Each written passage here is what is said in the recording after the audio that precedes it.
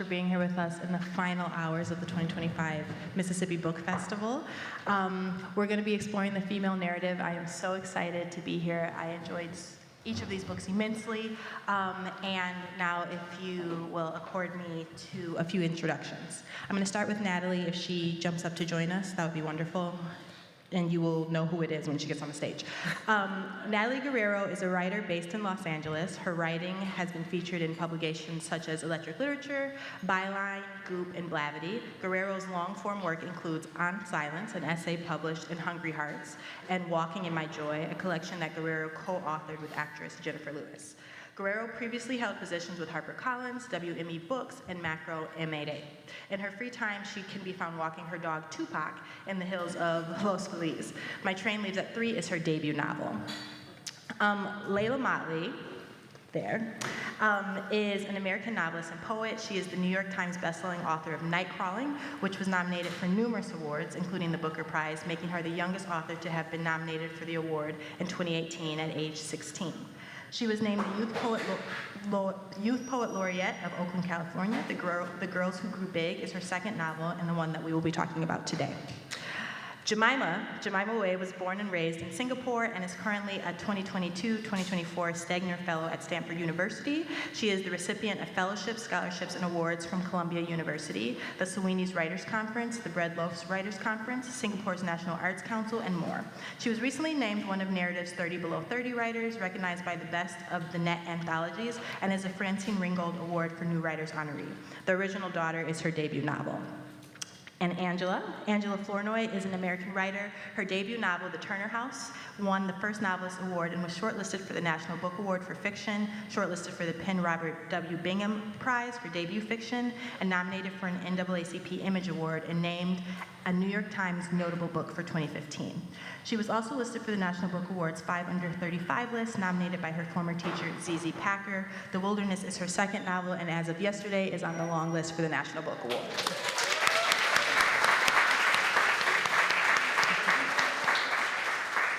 So if you all could if we could go down the line, if you could give us the elevator pitch of what your book is about, please.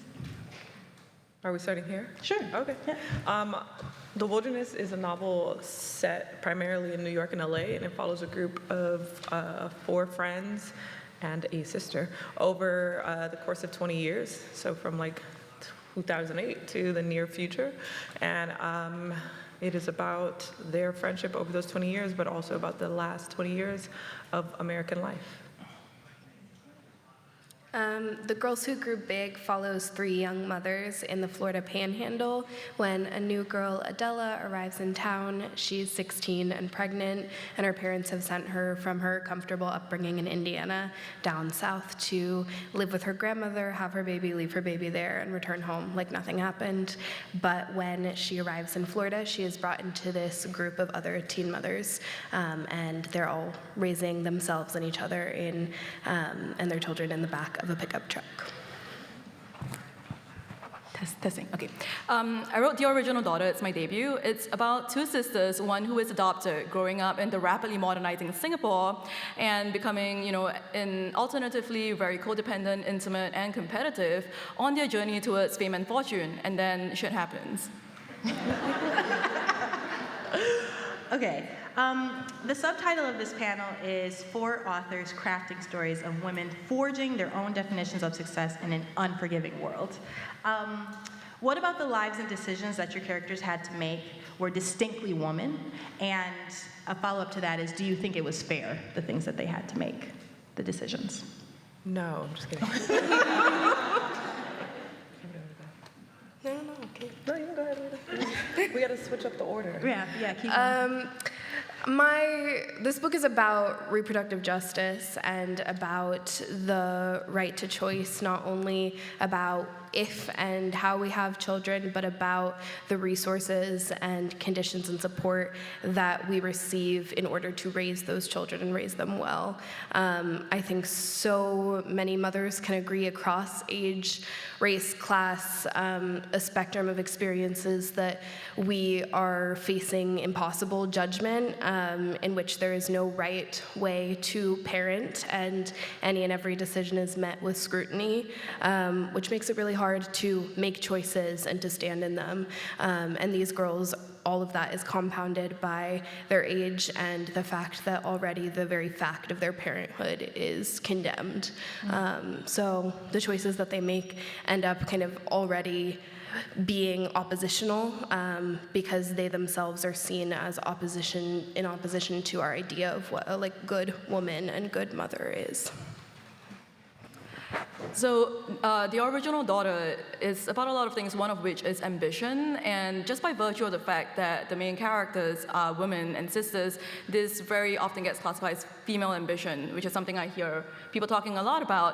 But specifically how that manifests in how I've been thinking about this panel is one of the characters, well, both of them really recognize very quickly when social media becomes a thing, that this is another way in which you can capitalize on your image. And if you're already performing womanhood, why not perform it and make some money? Especially when there are different boundaries to what spaces you can enter depending on the station of birth you're born into.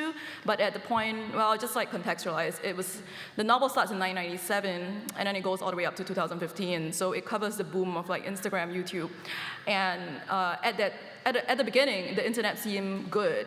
So at that point, they're thinking to themselves, here is something that does not need me to be from a certain background, a certain class background, to enter that space. And as long as you have an internet connection and something to say, you could transcend traditional markers of class.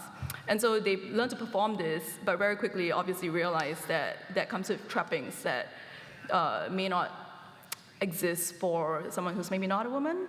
Yeah. Thing about a book set in present day is that it exists with all of the realities of living under capitalism in present day, which means that people who are not male are going to have more challenges. So there's ways that these characters have, I would say mostly they have expectations for themselves that that come at odds with the reality of life.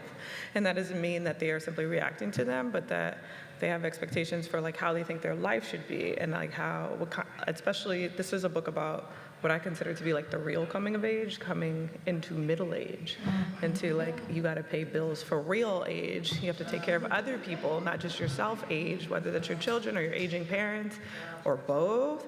And so all of those things often fall harder on women to do. And so the part of their journey is to figure out how do I still feel like I have a life and I am happy in this life given the realities of all of this.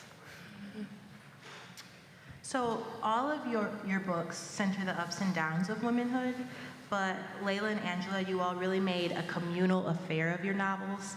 The stories unfold around a group of women, or in your case, Leila, girls. And I'm curious what it was like building out those characters and their relationships with each other.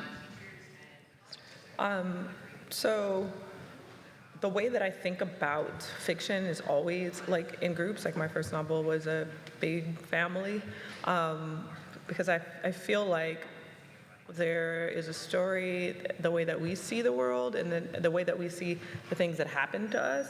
And then there's everybody else who is a part of that also has an opinion of that thing. And so it felt like to think about millennial motherhood, to think about Black womanhood of the last 20 years, to think about coming into middle age, it had to be a group of people. It couldn't just be one.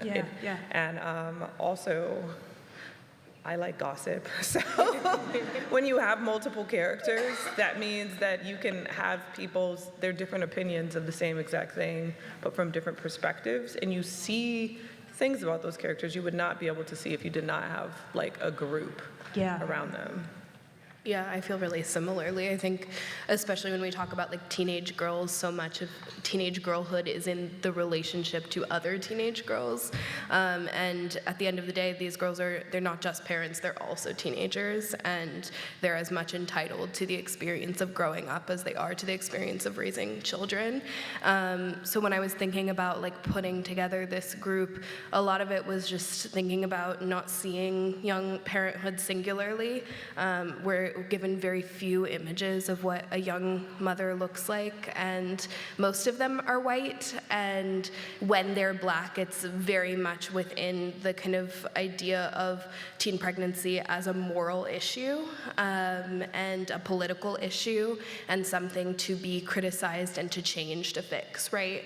And so I wanted us to see very different teen girls experiencing the same thing in really different ways, not looking at young parenthood as monolithic, not looking at what a good mother looks like in only one way. They're kind of creating their own conditions around it and learning from each other. And I think especially in this world where like we aren't given very many options for communal care, especially in early parenthood, but we're so in need of it. I wanted us to be able to see what does it look like to come together as a collective and support new parents, and that's what these girls end up doing for each other. Beautiful. Jemimah, you tackled more familial themes, mothers and sisters and all of the varying dynamics that come along with that. And obviously the relationships that are closest to us are the most complicated and the most rewarding and painful. And I'm just wondering thematically, what were your priorities when figuring out how these characters were going to interact with each other? So when I was formulating, for a long time, this is a debut, and I think most debuts are just like muddles until they coalesce suddenly.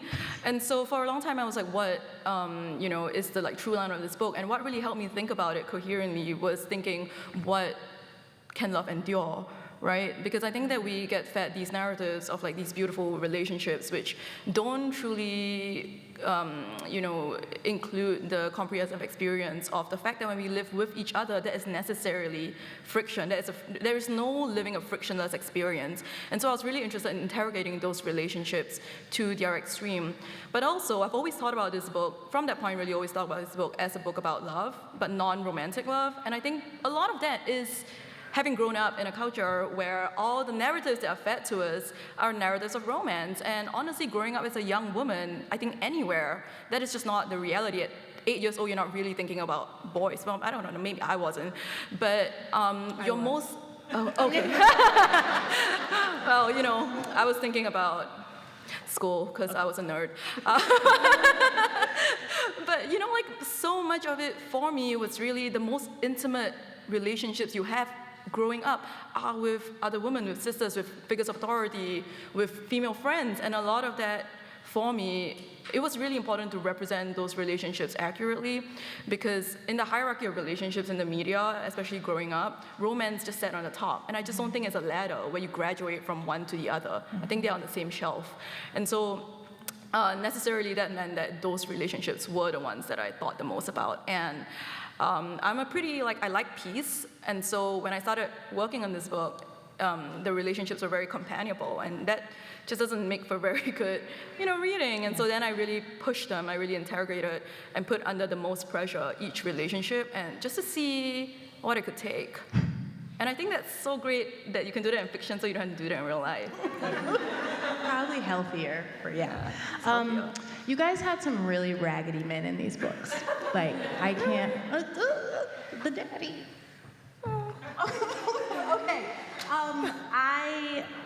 Okay. Abandoners, philanderers, liars, cheaters, abusers.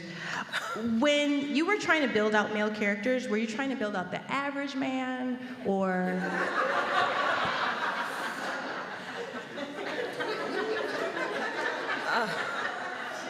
Just wondering.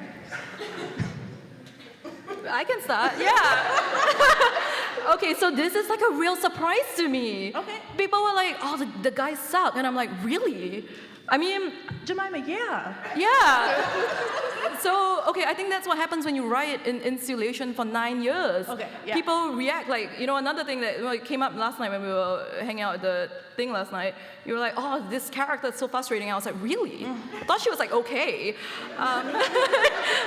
But I think it's also like, for me, it wasn't like I was building off like my idea of a regular man, but every decision anybody makes in fiction has to be from real lived experience. And I don't mean lived in like our reality, but I mean lived as in the character. It has to make sense to those characters. I have to be able to understand that character's interior logic in order to write it in a way that gives dignity to every character. And so, yeah, they make shitty decisions, but I think a lot of working on this book was understanding why they make those decisions. And so I have great affection for the father in the book, actually, even though, the opinion is mixed on him. And but yeah, I just feel like that kind of is the fictional responsibility to be able to render those lives fully. I should probably clarify that I have a really good relationship with my dad, so. Thank you. Yeah. I don't know. I think most men are disappointing, and so I think it would be inaccurate to not depict them as such. That isn't to say that women can also disappoint, but we are expected to apologize, to reflect, to work really hard on preserving and upholding the relationship, particularly with men. Men aren't expected to do that same work back, and some can learn that. Some are raised in ways that they might know how to do that, but also I think within cultures of men together, it can be unlearned. Yeah. So in my experience, I think especially when you said they got to do it by themselves, together. Cultures of men together, they need to unlearn it. I mean, they should, but I think often when they get together, they should sort it out among themselves. I mean, I think they need to. There's sometimes a lack of like understanding and learning how to look at women's experiences and believe them. And I think men kind of have some room for growth in that. And it's not all men, but it also is because it's a culture in which we socialize men within. So I think it takes a lot to unlearn, and that also goes for the women who enable it. I know I do, and so in my books, I think we often see men who are failing to show up in one way or the other, and some of them are trying and some of them are not, and I think that is usually the big distinction. You had the best men, Angela. Thank you. Yeah, I mean, I feel like there's raggedy people of every, everything. Yeah. They're all just sometimes. I think that there's also, I will say though, that I wanted to write a novel, this is not about a bunch of women. It's not Sex and the City. It's not ultimately about can they find love? It is about how do they remain in love with each other as friends. Yeah. So I felt like that was an important thing to think about. So plenty of them have found love over the course of the 20 years. We just don't see those guys a lot because that's not what this novel is about. Yeah. There's a lot of good guys. It's just I like that. Yeah. This is not their novel. I think that romantic love is, it is explored ad nauseum in our culture. But I feel like what I was thinking about with this book is what does it take to really feel like you have a whole fulfilling life. Mm-hmm. And most of the older people, I really value having intergenerational friendships that I knew who had that. They had platonic love in their life from their friends, not just from their relatives who, they felt some sort of obligated connection to, even though that's also beautiful, but from people who they have to keep choosing. When you think about chosen family, it's not like you chose once and that's it. No, every time something happens, you keep choosing, because It's not like, oh, it's Christmas and we have to be together, or like, oh, a relative is sick, I'm gonna see him at the funeral. You could decide to never see this person again. Yeah. You have to keep choosing. And I thought that was the focal point. And so if there are raggedy men that seem like they get more space, it's just because when you do somebody wrong, they think about you more, you know? Yeah, that's true. The negative bias of the human brain. Yes, I feel you. You all have brought up a couple times this theme of like platonic love of womanhood, and I'm chronically online, and there was like a real Professionally chronically online. euphemism, a writer. There's a TikToker reel I saw that was like, women often only know true platonic intimacy and romanticism from each other, and that's because like we have been nurtured to know how to do it and receive it. And I really feel like I witnessed that over and over again in you all's books. It was beautiful. And I guess my question really is, how can we normalize that more? And like you're talking about the hierarchy, Jemimah, of like, and like the ad nauseum, Angela, of like romantic love. Like, how do we make it more of a public-facing campaign for people to pursue friendships the same way they pursue romantic love? Well, firstly, I think everyone should buy our books. Yes. First of And we all, will see you at the signing line later.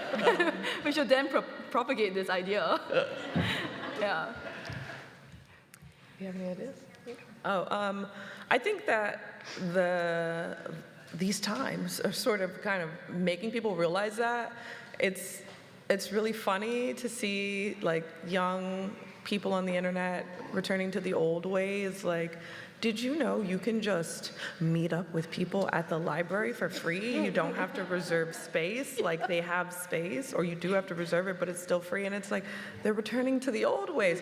Or I was at like a coffee shop and I saw a group of like Gen Z people coming to knit together. beautiful. And I heard one of them say, there needs to be a website where you can like meet up with people. It was literally called meetup.com. It was literally called that. I used it before in my 20s when I moved to a new city. But I do believe that because there is only so much that you can, parasocial relationships can only take you so far. Just nurturing relationships with people you never see in person. I actually have great hope that like younger people are realizing that they have to make connections with people, not to get anything other than the connection itself. Yeah. Yeah. Not to get clout, not to fall in love, but just because it's good to be around other people. I think there's only so much people can be isolated. But I do think that we are in a time where like the muscles were so weak also because of not just the internet, but because of like COVID, that like they need to be worked out. Yeah. Yeah, I would agree with that. Like, I mean, if we think about young people who were in high school during COVID, they had such a huge time of socialization and like where you learn how to connect with people and how to build relationships that also exist outside of a place where you're just put together. And that was disrupted. And so I think we're like slowly learning how to do it again. And I think part of that is like seeing that you have to actually give in order to receive, and that can look a lot of different ways, but like it's also kind of simple. Like you cook your friend a meal one week, they might cook you a meal the next week, and then all of a sudden you have people to go to when you're sick. And then they have people to go to when they're sick, and Friendship. Wow. That's friendship. What a concept. And I think picking up the phone too, it's really easy to only communicate through clips. And young people, like the attention span has diminished to the point where like over 60 seconds and you just zone out. Or you're on FaceTime, but you're on your phone while you're on FaceTime, so you're not actually talking. Yes. You're just watching each other watch something else. Yeah. So I think that there are like some ways in which the infrastructure of technology has made it so much more difficult for us to understand that connection means you like slow down and there's low stimuli. Like it's you talk to somebody, you look at them, you do the same activity as them. And it sounds really simple, but like I'm telling you, these young people, it's not simple for them. And I'm like right on the threshold. I graduated high school right before COVID, and still, like, I have friends who this is how they communicate. And I think it makes it a lot harder for us to build sustainable long-term relationships because we're used to relationships that take place in, like, really short circuits. I know you have more questions, but one thing I noticed when I was working on my novel was I was very curious about, like, these relationship, like those textgrams that are like telling you things like, if someone doesn't fill up your cup, blah, blah, blah, you know, these kinds of things. A lot of it is like a language of ultimatum, like if, then. And I'm like, who is this for? And is it actually helping anyone? Like there are a few people, yes, who are like chronic people pleasers, etc. But for the majority of people, it just felt like such a transactional way to think about friendship. It would be like, if a person does this, then they don't value you or whatever. And then I remember I saw this one that I've seen shared so much, and it seems innocuous, but when I really think about it, I'm like, I think it is because there are people who have forgotten how to be just in community with each other, but it was like, inconvenience is the price you pay for friendship or for community. And the thing is, if you were truly in community with people, you really don't think about that inconvenience that often. Like, it doesn't feel like an inconvenience. It's, you know, you have a couple friends. Like, I have a friend who, she's a very talented cook, and she will sometimes ask me to get, like, an ingredient that is crazy, like, will require, like, a crazy trip. And so there's, like, a moment in that trip where I'll be like, why does she have to do this to me? But it is never, like, she owes me something. One, because I'm about to eat this food, like after I procure this thing from across town. But two, it's just like, this is just a quirk of our friendship. It's not even an inconvenience. It's just like, this is just part of like being part of a community. But I think that these kinds of like basic breakdowns, they might be necessary for people who have forgotten like, what is the point of being in community with people? They have to, I just wish that it wasn't phrased that way, because I hope people get to a point where they quiet the part of their voice that thinks of it as an inconvenience in the first place. It's just part of being like in the world. Is sometimes you got to get the ice for the function because you want to have ice in the cups at the function, you know? Somebody's got to get the ice. I mean, I think it's also about like welcoming conflict and learning how to be in conflict, because that's part of friendship. And you will never make it to like long-term friendship if you don't go through the conflict and learn how to do it with this person, right?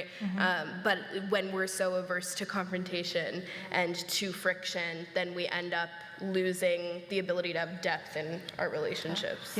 That's actually something I really noticed when I came to America. So I came here in 2019, and then I learned about what you were talking about, where you see online people are saying, if this person doesn't fill your cup or this person doesn't meet your need in this season. I was like, what is this? Like, boundaries are very where, you know, I grew up in Singapore, where really like a relationship is you're all up in each other's business, even if it makes you want to kill yourself.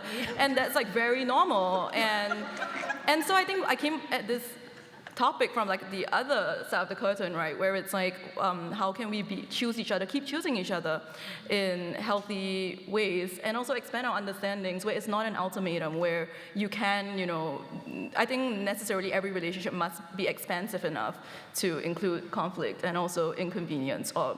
And I think that's also like the language of capitalist like efficiency, you know, it's not the shortest path. It's not like I meet you and then in 5 minutes time we're like best friends, but also it's sometimes a winding path that makes the most nurturing ground for love or for like a relationship, because it's not about efficiency. We are not really meant to process life at the way the world is moving right now, I don't think. And so relationships are necessarily slow. That's a function, not a bug. This all made me, because what I'm hearing from you all is that it like feels generational. I mean, it feels like this generation is not that great at relationships, but I've always thought of it as, like, my grandmother is not, it's always a power dynamic with her. Like, she has a friend, but she has to have another degree that they don't have, or she got to own a house and they don't own a house. And, like, Okay, that's, Grandma. but literally, and that was, like, that's what was passed down to me. So I'm, like, unlearning as a 35-year-old that relationships, that's crazy. That's a crazy way to have a relationship. And so you all talking made me think about who taught you all how to have healthy, like, who taught you how to have a good platonic relationship? So in my acknowledgments for The Wilderness, which comes out on Tuesday, but you guys get to get it today, which is exciting. You're the only people. I start by talking about my mom and my auntie Alicia, who is like my play auntie, but is also my closest auntie. Mm-hmm. They were friends. My mom passed away in 2020. They were friends for 51 years. And for me, and I had a host of other aunties that I really didn't differentiate between, except for when my like real aunties would be like kind of jealous. Yeah. They would be like, "That's not your real auntie." Yeah, for sure, like, for sure. Chill. But what I remember admiring a lot is that they were not really interested in differentiating between, like, we were just family. Yeah. And they were not interested in, it never felt like they were gonna have a fight and like I was not gonna see her anymore. Like they were gonna be pulled, she was gonna be pulled out of my life for some reason. And I think that that is something that to me was really inspiring as a person who, it's this, you know, the nature of modern life, we don't all live around all of our immediate family. Mm-hmm. That doesn't mean that we have to have these tiny nuclear bubbles for our life and for our children's lives. We have to still figure out a way to make that more expansive. Even though that might not be communicated by like larger popular culture, I think that it is part of why I feel so, like I've always felt grounded in life. And I've always like, even at school, I'm like, well, if nobody else is gonna play with me, my cousins will play with me. For like, sure. You can't push me out of your friend circle because I wasn't even really in it like that. Friends. I wasn't even in it like that. But yeah, so it's, for me, it started really early. When I was born, I lived in my auntie's house for like the first several years.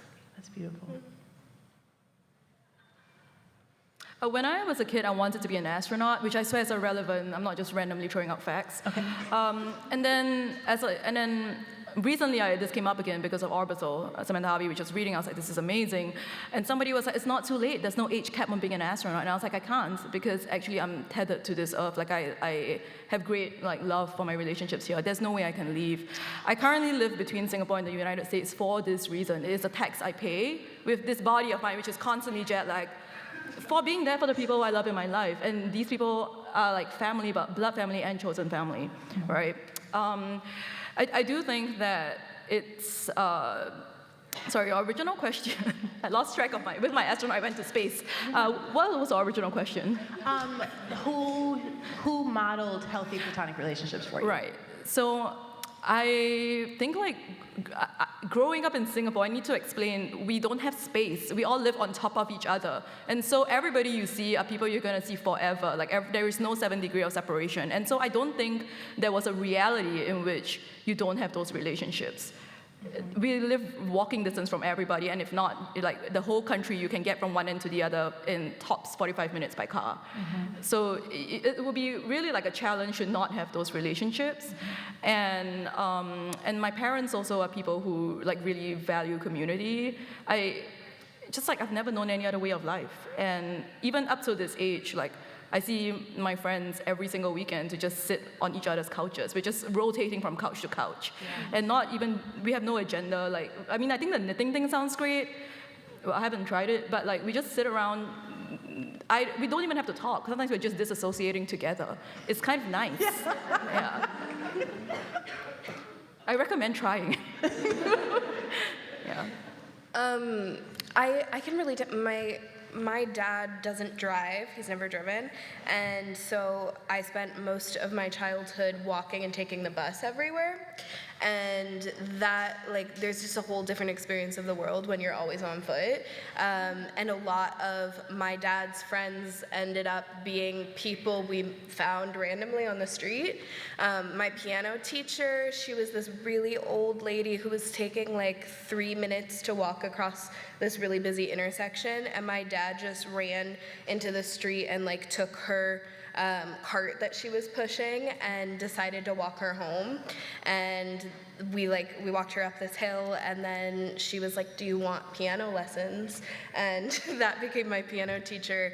And so there were like moments like that. My dad frequented a bar every day my entire childhood, and so I was like raised by a lot of the people in the bar, which not a great parenting move, but I think created a foundation for like understanding that relationships are sometimes circumstantial, but also if you continue them, then they have to become more than that, right?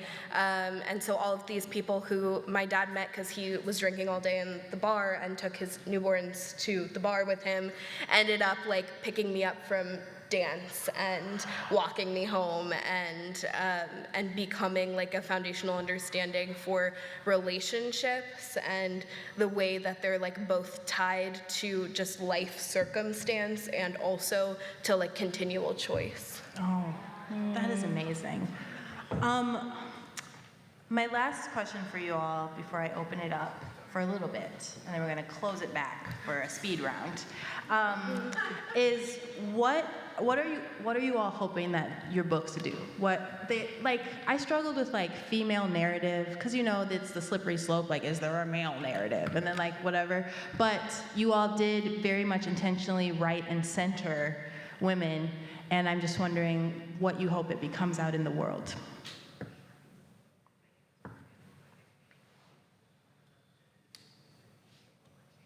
Why are you looking at the person whose book hasn't come out yet? I mean, I think that I hope that we all question the initial judgment that comes up when we are interacting with parents, and particularly with young mothers. We haven't been taught other relationships to teen parenthood. There's almost always an initial feeling of judgment for most of us, even those of us who love and know a lot of young mothers, right? And I think we all need to like think about why. If you look at the history of teen parenthood, like 50 years ago, this was our norm for parenthood, right? And the reasons that we have developed so much scrutiny around young parenthood are largely political. And I hope that we like start thinking about young parents more personally, and understanding how hard it is already to enter parenthood and how much harder it is when we remove all of that support and resource. Earlier in this conversation, I mentioned female ambition, and then actually in conjunction with that, a word that has come up a lot with conversations about my novel is unlikable female narrator, and people being like, oh, you know, why did you make this very brave choice? And I was like, oh, was she that unlikable? And I think part of that is because I spent so long in the like psychological living room of this character who makes like insane decisions that truly for me, I feel like everyone has their own logic. And so while writing it, I didn't think about the reader at all, I guess because I didn't think it was going to be a book for the longest time. And, I just never had those models around me. But after it has come out over the last, 3 or 4 months, every reader who has come to me has had a slightly different take, a slightly different thing that they're inhabiting a different version of the book every single time. And so I don't really feel like, what do I want a reader to take from it? But I know what I was looking for when I wrote it, and I hope the book finds people where they need to be found. Amen. The question was, it was what do I want people to, what do I hope the book does? Yeah, if it was a seed and you planted it, what kind of plant would you want it to be? Money tree. Okay. Sorry. No, and also, I think a lot about when I was writing this book, which projects a little bit into the future, the thing about writing, and it's about like the world we live in, is it's scary for many reasons. And one antidote for all of the various reasons that the future might seem a little bit scary is community. As I keep saying the word, but I really do think that even bigger than like it being about, this book is about women, but it is also just about like, what is it going to take to be able to not just survive, but thrive moving forward? And I think that I talked about that muscle, like sort of like the being connected to other people getting weak in this, particularly in this country. It has to get stronger. Yeah. That's it. And I think that it can. And I think that so much of what we are consuming or receiving, even down to like how these algorithms work so that we all have our own curated reality, is designed to make us feel isolated and to make it feel like our realities are not connected to anyone else's. And it's just not true. Yeah. But also money tree. Awesome. Keep it real. Okay, I'm going to open it up for questions for a little bit. If anybody has anything, you yell, I repeat, they answer. Yes, Candace. I have a question for Leila, Mottley. No, I can hear you, and I'll repeat it. Okay. Well, Leila, I am. I don't know how to like start, but so I haven't read your book yet. I want to, and I have your book, but it is very like touching and moving for me because as you write, you're 23, right? Wow. My daughter is 26. I had her when I was 16. Congratulations. So as you talk about like teenage mothers, so in 1999 when at the height of MTV's 16 and pregnant, Yeah. like when it was like, I think it may have came out in 1997, 98. It wasn't fun, and it wasn't something like I wasn't getting paid. No one had a video in my face. It wasn't easy. I was the student, like I was the honor student that they wanted to go to they wanted me to go to another school, but they didn't even have Algebra 1 on curriculum, and I was in Honors Algebra 2 on my advanced math track, and they didn't want me to come to the school because I was going to be, just a dot, like this marker, this omission, and like, it's to make the school look bad.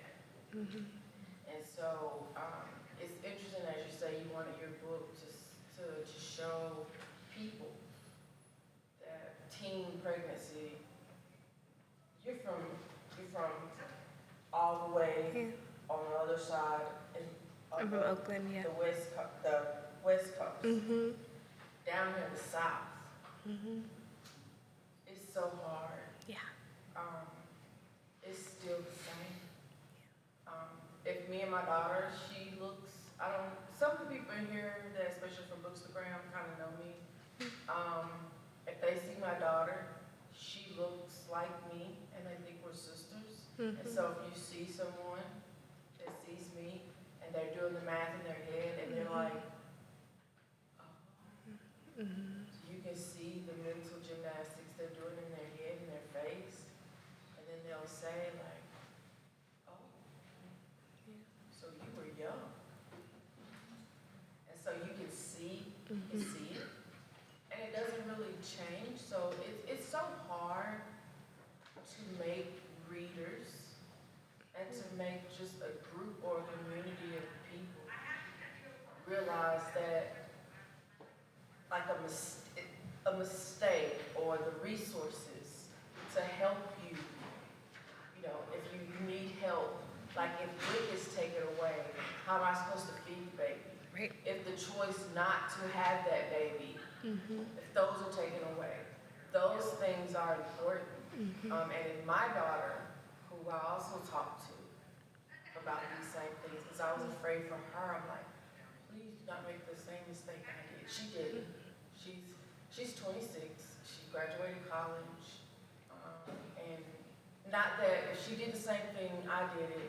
And see, sometimes I don't want her to do the same thing I did, but that's the kind of world that we live in the South. It's like, go to school, do this, blah, blah, blah, blah. But even when I tell people my story, I went to school, have a PhD, I've done all of these things, it's still like, oh, but you still aren't married, are you? So you're like asking what would it take to lighten the stigma still? Like we have work to do. But, you know, she's writing from, like, in the South, that's going to be hard to do. Like, that stigma is going to be hard to do. It's not going to, I'm telling her as someone who was a teenage mom, who's in the South, who's dealing with it, who has a daughter, who people look at people every day, and they can see me and see my daughter, and they're still there, and they're like, oh, ooh, it's hard. It's so true. I mean, and it's part of the reason that I said it in the South is because you also have the limitations around reproductive care and access to not only abortion, but also hospitals with labor and delivery units and active reproductive care, right?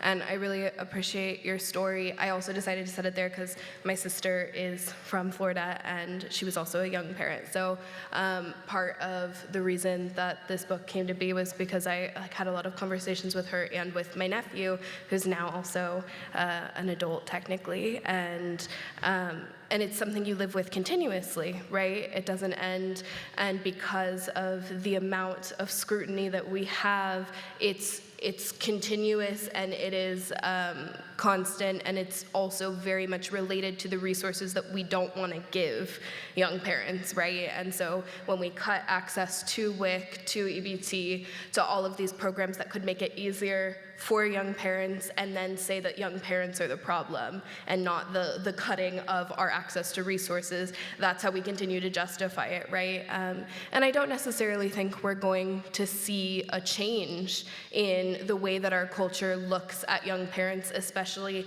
because we use the declining rates of teen pregnancy as a signal that we've done something better, which then indicates to us that young parenthood is a flaw, a mistake, a problem. And really, we need to nix that idea and that structural framework. But I don't necessarily think we're going to, because it ties into profit and into money, and that is always what our world is based on, right? And so I think it is for us as individuals to look at how can we show up for our communities differently, how can we show up for the people in our lives differently, because we can't necessarily rely on the structural system to do so. Yeah. I saw another question over here. Yes. Hi. I was wondering, sort of as you were all writing, how much you were reading the news and thinking very actively about some of these larger political questions, or if you felt in having those news stories, are criticism top of mind, sort of detract, or made it difficult to tell the stories of the characters in any way? Did everybody hear her? Okay. So my book is pretty up on current affairs, but when I started working on this novel, it was 2016. In the fall of 2016, something happened that I did not think would happen. And so there was a period of time where I was like, oh, I don't know if I can write a book set in the near future because we are on a different timeline. But the more that I actually read, news and, nonfiction, et cetera, the more that I realized, oh, okay, so it's really actually not about elected officials as much as trends And trends, there are things that are just like baked. Like if we think about today and we think about like 10 years ago, 20 years ago, there are certain things that are sort of like baked into how we got there, how we got to where we are, whether it has to do with like the climate or like just like the violent political rhetoric, et cetera. These things are baked in, and they like live outside in a way of like news headlines. And even things as small as like when Facebook, before it was even Meta, introduced the algorithm, right, to people's news feeds. Like, what did that do to like people's sense of time and people's sense of like what they were even doing on these social media platforms? Those things I realized were a more stable ground to write fiction on than just like ripping things from the headlines like constantly, because those things are also the things that are a little bit harder to like, you know, pick apart the seams of and just be like, oh, we're going to start over.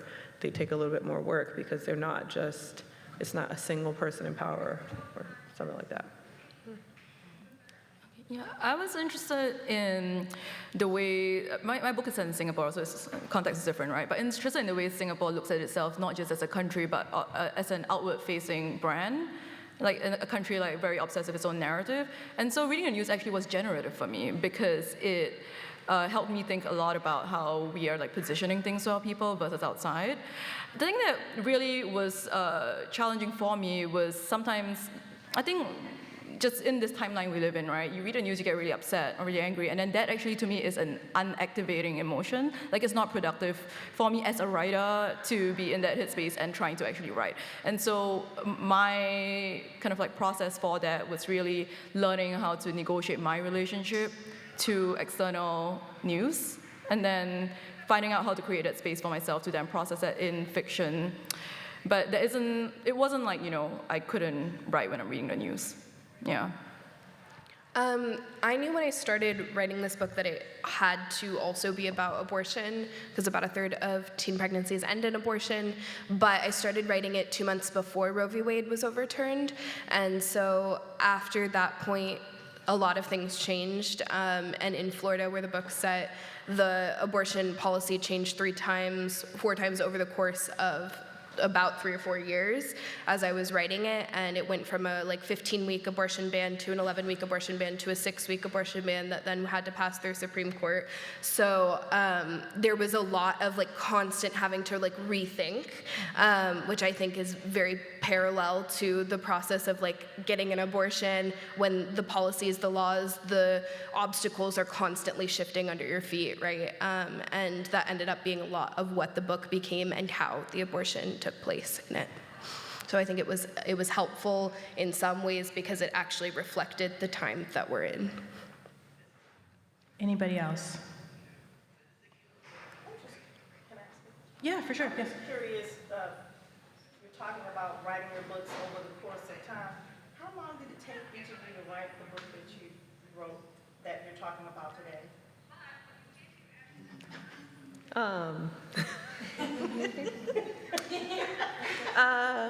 The oldest piece of writing in that book in my book, is from 2011. But I didn't really work on it just nonstop for 14 years. So I don't know. I would say 6 to 10 years. This one was 3 years for me. I started writing this book in 2014, and I finished the first draft in 2021. And then I took another 2 years to do revision, very intensely. And then, so 9 years to write the book, to a point where, I was happy with, and then 2 more years to publish, 11 years in total. Beautiful. You're talking about the opposite of urgency. Beautiful. That's honestly one of my favorite parts about literature, though. Okay, questions are closed. We're going to do a speed round, either or situation. You all answer to the best of your ability, promptness or impromptness. I always try to make it quick, but e-viewing, I did this for her, and each answer was 2 minutes. So live your truth, but we only have 3 minutes total. First question, would you prefer a book of essays or a book of short stories? What do you mean by prefer? To read? Yeah. Short stories, sure. Okay. Short stories. Short stories. Okay. Your first draft, is it typed or is it analog? It's analog. Typed. It's analog and then typed every chapter. That's wild, y'all. Okay. Do you have a favorite read this year? It can be a book, an essay, an op-ed, anything that you've read this year that you're like, yes. He's right there. It's The Devil 3 Times by Ricky Cree. Highly recommend.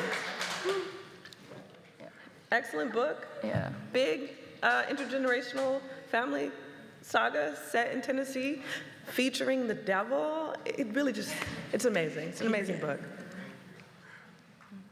I am currently reading Endling by Maria Riva, and it's amazing. I have 20 pages left, so if you've already read it, don't give me facial expressions.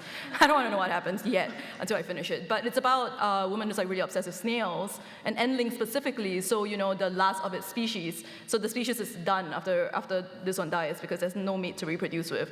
And so this woman is really, really, really into snails, and she lives in Ukraine, and then Russia invades. And she sees from a viral selfie that there is a snail on the tree behind, a snail that's the perfect match for her snail, her Endling. And so everyone's trying to get out, and she's trying to get in. She's like car chase into, like with this like mobile lab van. I love this. Driving in, and I haven't even told you about the 10 kidnapped men yet, in the back.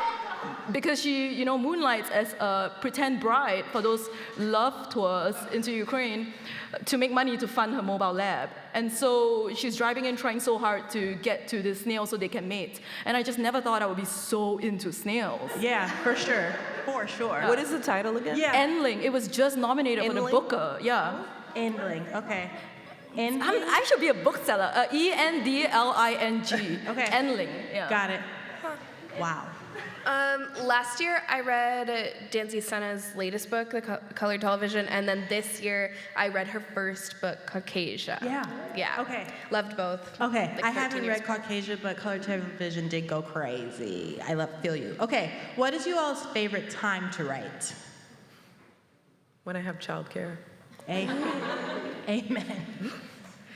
Late afternoon. The second I wake up. Okay. Yeah. And lastly, why is your book the best one on this panel? Just kidding. Oh, we're gonna fight. No, you all, thank you so much for joining us today. Thank you to Angela and Leila